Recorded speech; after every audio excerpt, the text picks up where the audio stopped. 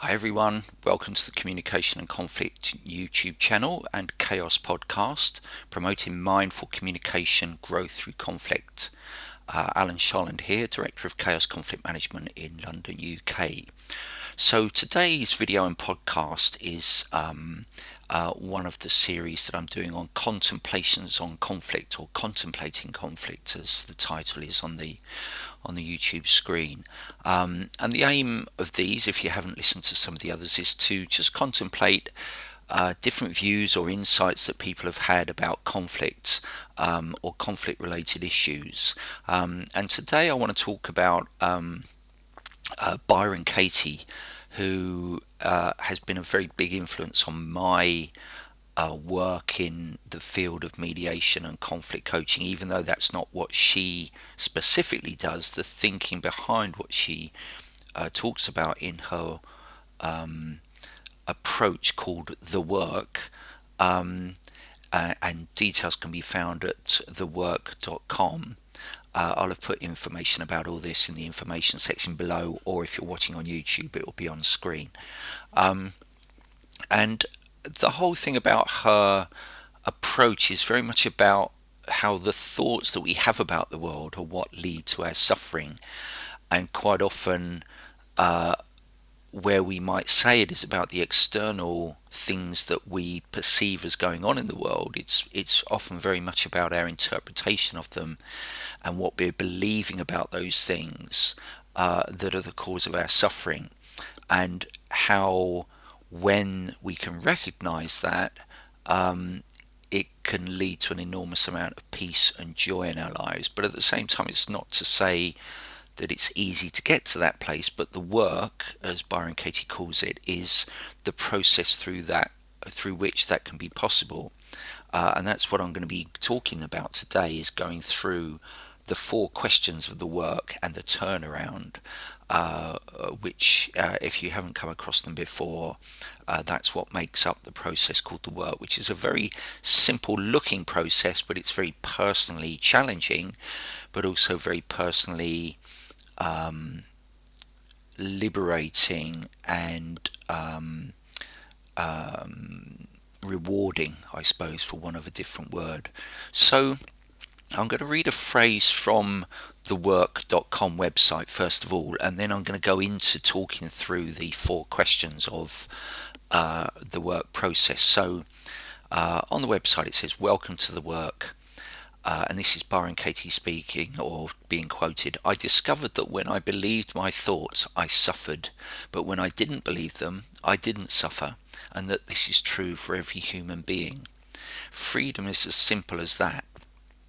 I found that suffering is optional. I found a joy within me that has never disappeared, not for a single moment. That joy is in everyone, always. And I invite you to not to believe me. I invite you to test it for yourself." By Byron Katie. And her way of suggesting that you test it is to do the work, which is 4 very simple questions. As she often says, you don't have to pay anything for these questions. It's not a sales technique. You haven't got to get behind a paywall before you can get access to these questions. They're freely available. And she makes them available for everyone. And that's what as I say, that's what I want to kind of talk about today, and try to give my understanding of the 4 questions of the work and what it is that what they're addressing and what they can lead to. But ultimately, it's got to be about people doing the work for themselves. So it's very much a self-directed process, although you can have it facilitated for you if that's something you would like. But at the end of the day, you don't need that. You can do the work for yourself on your own thoughts. So that's what I'm going to introduce. So the 4 questions of the work by Byron Katie are: the first question, very simple, is it true? The second question is it absolutely true? The third question is, how do you react when you think that thought?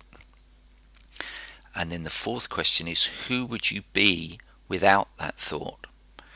And then the last thing that you do in the process of the work is what's called the turnaround. Now, I'm going to say a lot more about those four questions as we go through. So if that doesn't make sense so far, I'll hopefully expand a bit more about what they're all about. But those are the four questions, and they are very four. Get my teeth in. They are four very simple questions, but they're incredibly powerful as a process when we're feeling very stressed about something. So again, the four questions are: is it true? Is it absolutely true? How do you react when you think that thought, or when you believe that thought, or when you attach to that thought? Who would you be without that thought? And then finally the turnaround. So I'm going to try to explain those four now and use an example as we go through. So first of all, Katie always asks people to fill in what's called a Judge Your Neighbour worksheet. I'm not going to go through the detail of that now, but what that Judge Your Neighbour, and by neighbour she just means somebody else that you're perhaps upset by, or feeling upset about or by.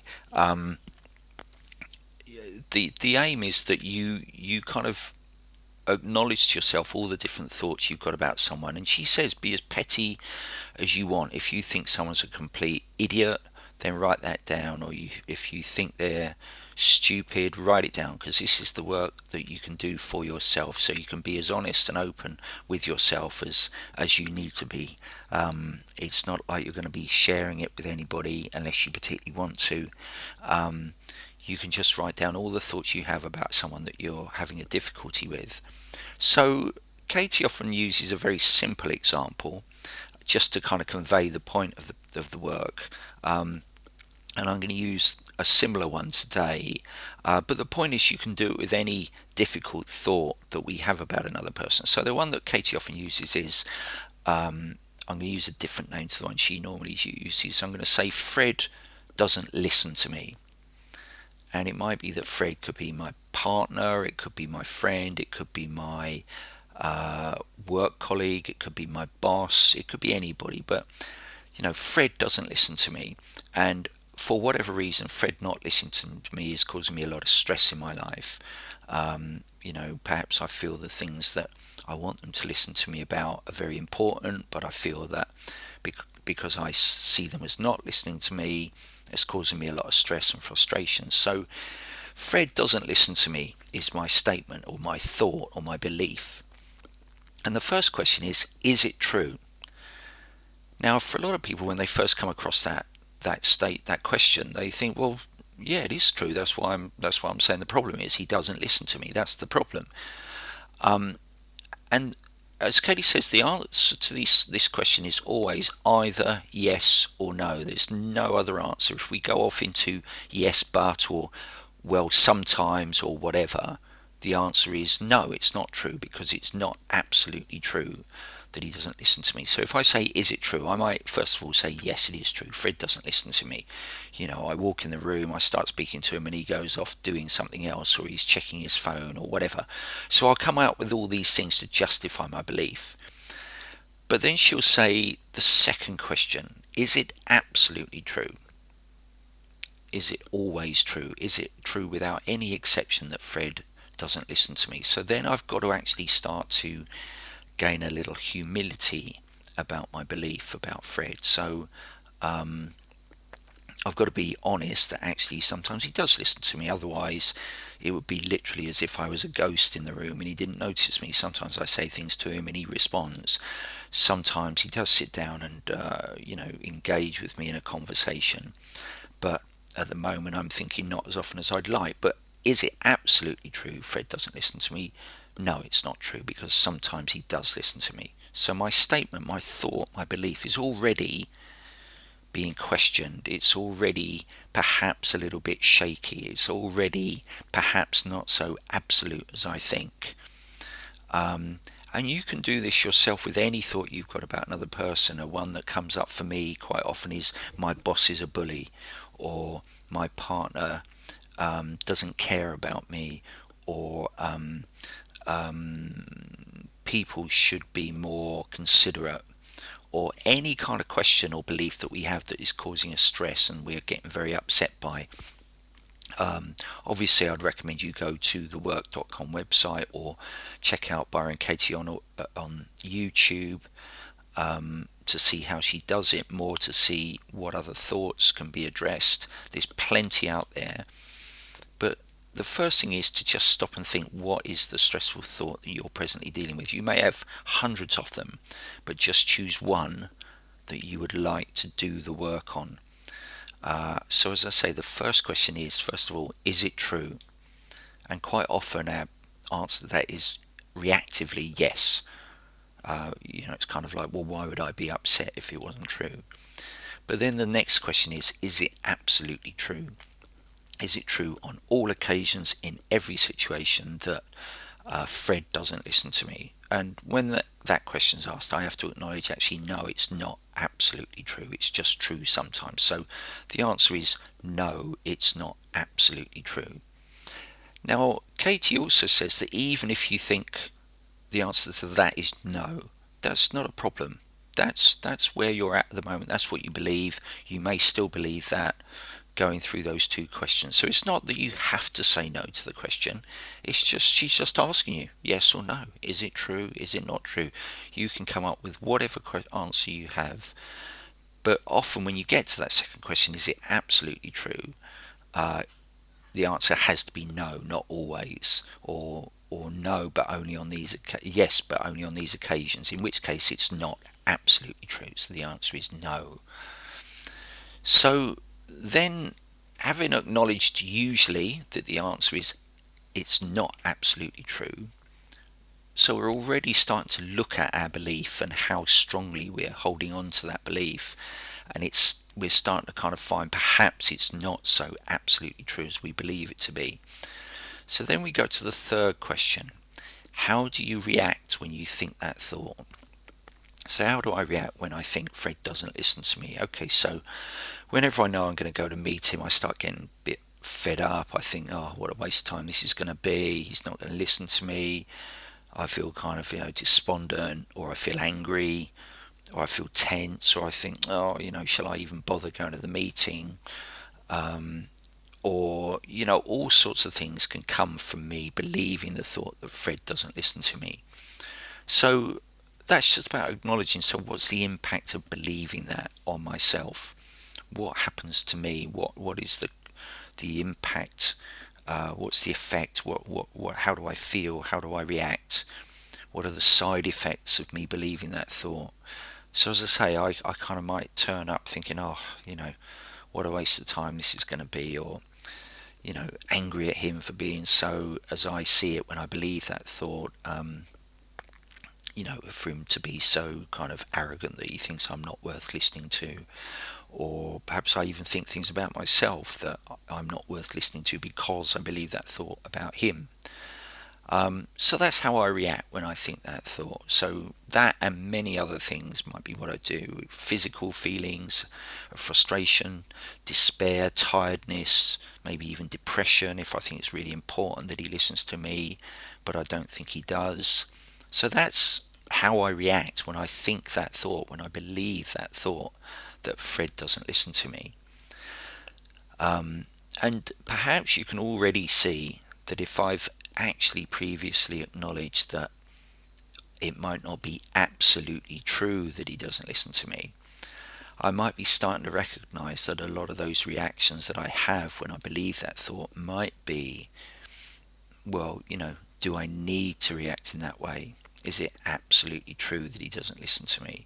So how much am I creating from my belief, my own suffering, by holding on to that belief? So then the next question she asks is, who would you be without that thought?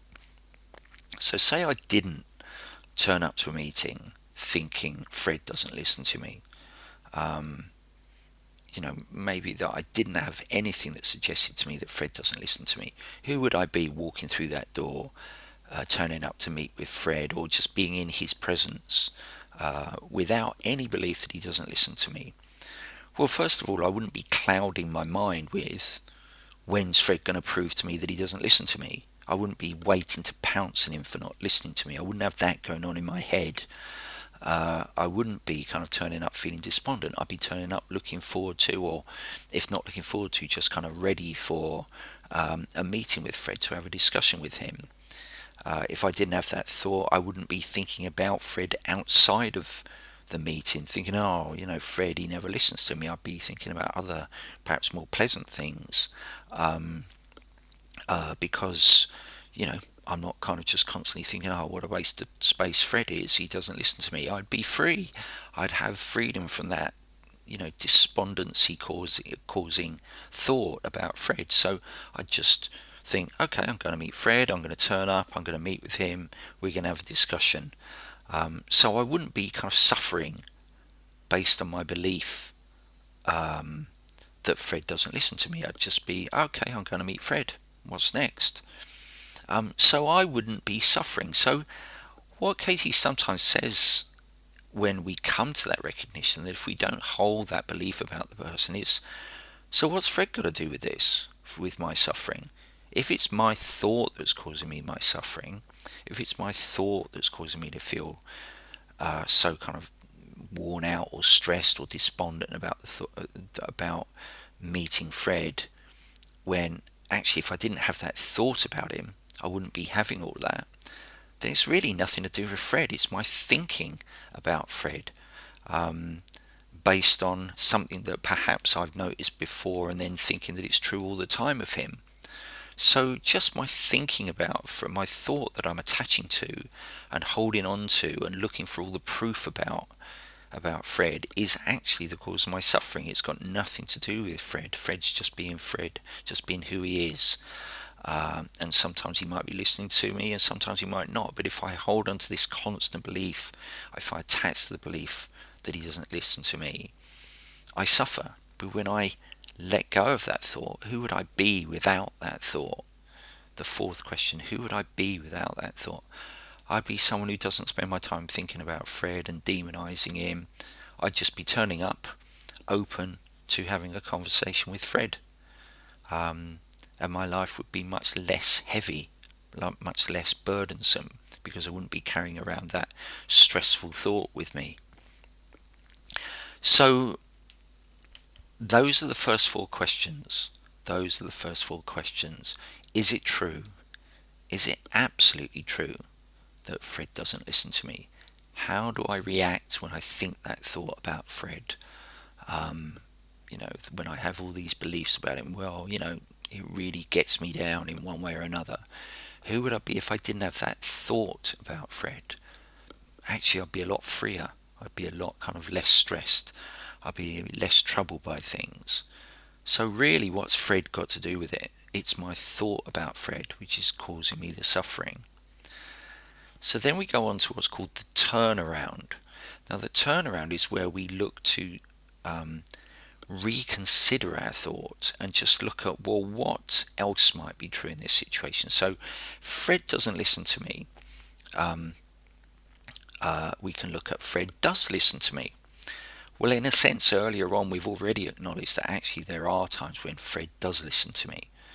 So Katie then invites us to think about, well, try on that thought for size. How does it feel to try that thought on for size? Fred does listen to me.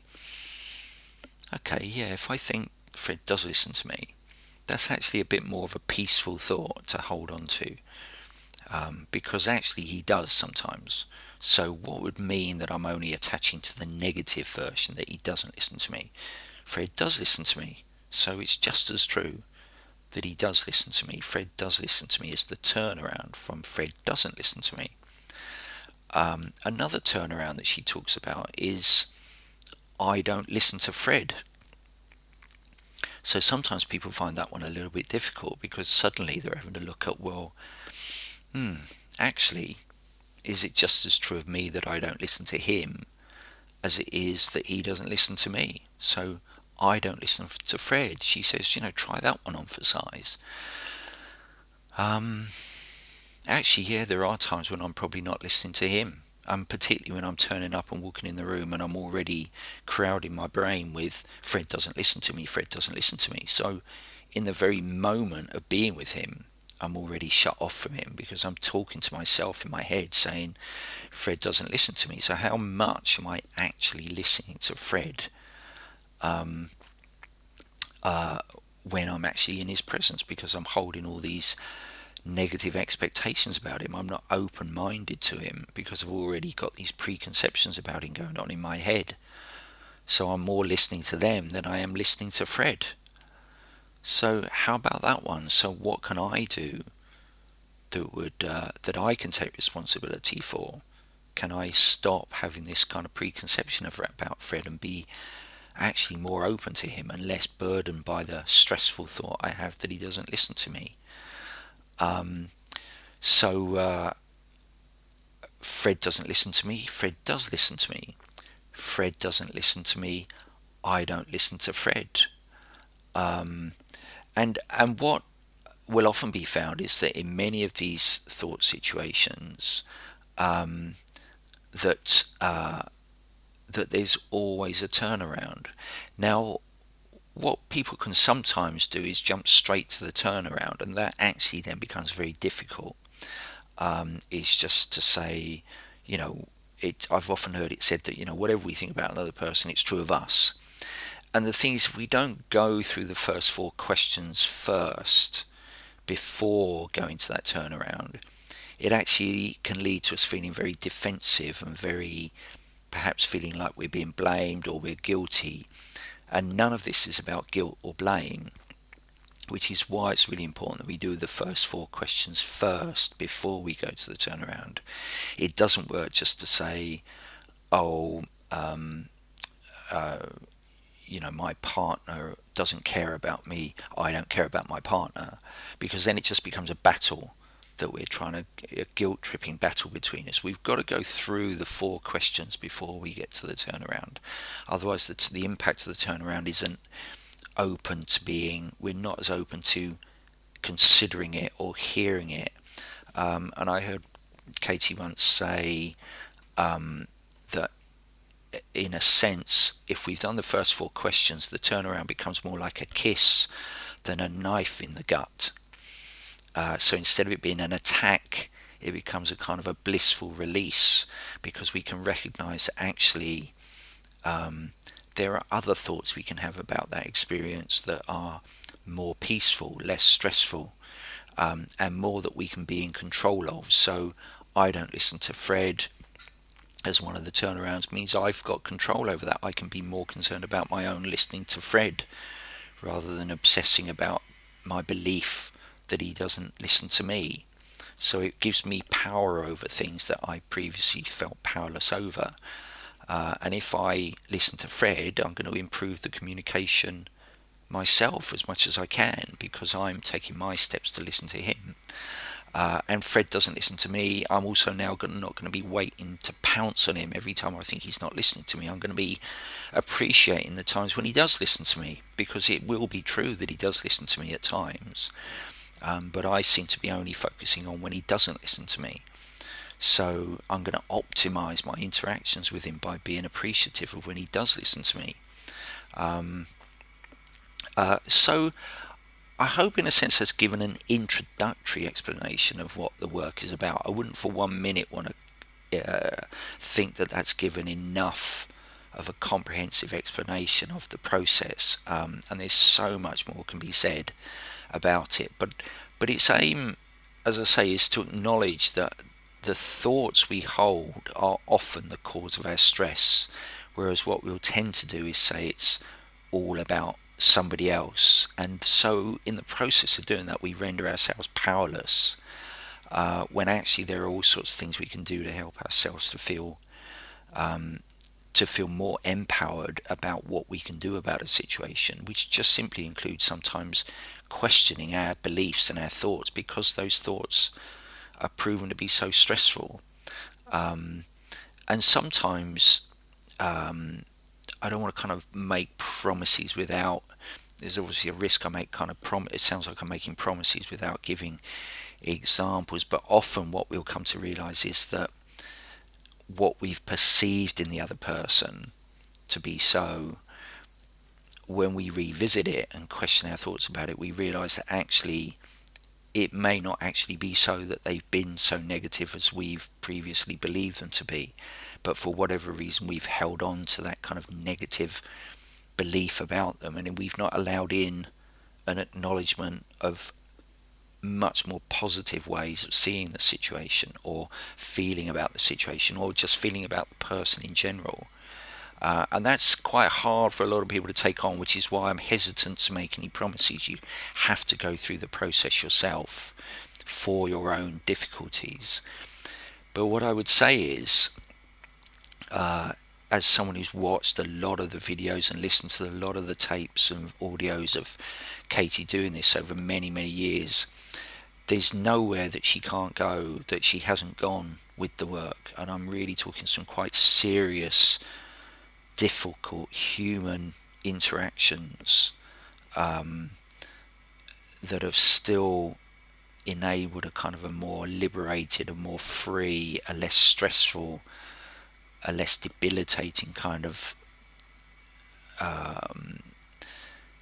experience of the world as a consequence of going through the work with some very, very serious and challenging situations. And so I would invite you very much to consider checking out the work if you are experiencing a personal difficulty of any kind, because it is incredibly powerful as a process. And for me, it's been one of the most influential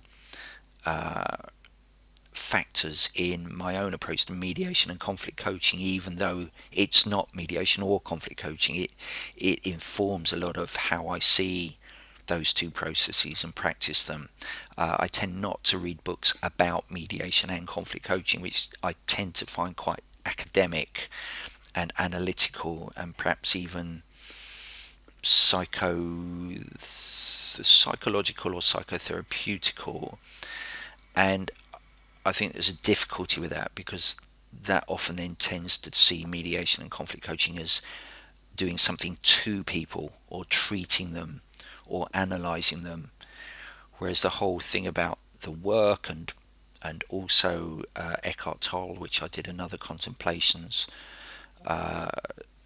session on, are about people being able to come to their own understandings of themselves, which is ultimately the most powerful way that we can move forward, when we create our own new way of doing things or seeing things, or even a new reality, rather than have it done to us. And the work for me is one of the most powerful examples of that, and it very much influences how I approach the thinking to mediation and conflict coaching. So I hope that's been of interest. As always, if you've listened through to the end, then I presume it's held you in a certain way. As always, if you've got any questions or comments, please put them in the section below or contact me directly with them. Please like and share the video and podcast if you think other people might be interested in hearing it. Please subscribe to the channel if you think you'd like to hear more of these. I do tend to do contemplations on conflict every so often. I'm not presently doing them regularly, but I've done 4 or 5 now. And if this is the kind of thing you like to kind of listen to, then please subscribe to the channel, because you'll get notifications about them. And someone's just texted me. That's lovely. I hope to hear you, see you soon, and hear from you soon. And thanks very much for listening and watching. Bye bye.